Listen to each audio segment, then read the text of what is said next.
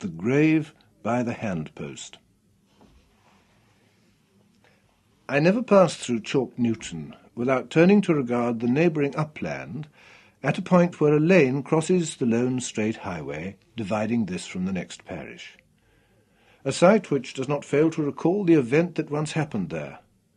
and though it may seem superfluous at this date to disinter more memories of village history, the whispers of that spot may claim to be preserved. It was on a dark, yet mild and exceptionally dry evening at Christmas time, according to the testimony of William Dewey of Mellstock, Michael Mail, and others, that the choir of Chalk Newton, a large parish situate about halfway between the towns of Ivell and Casterbridge, and now a railway station, left their homes just before midnight to repeat their annual harmonies under the windows of the local population. The band of instrumentalists and singers was one of the largest in the county, and unlike the smaller and finer Mellstock string band, which eschewed all but the catgut, it included brass and reed performers at full Sunday services, and reached all across the West Gallery.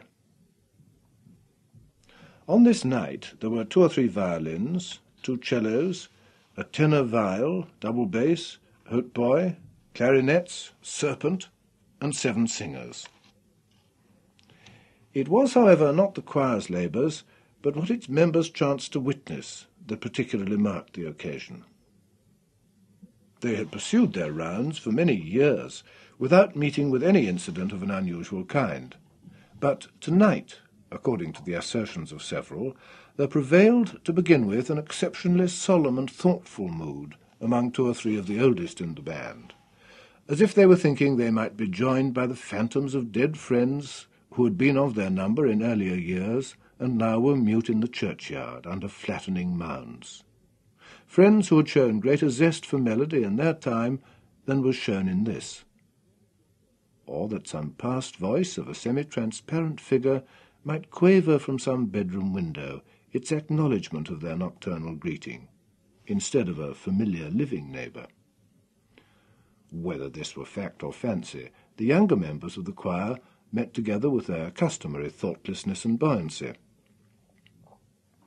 When they had gathered by the stone stump of the cross in the middle of the village near the White Horse Inn, which they made their starting point,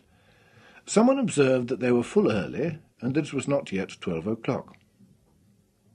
The local waits of those days mostly refrained from sounding a note before Christmas morning had astronomically arrived,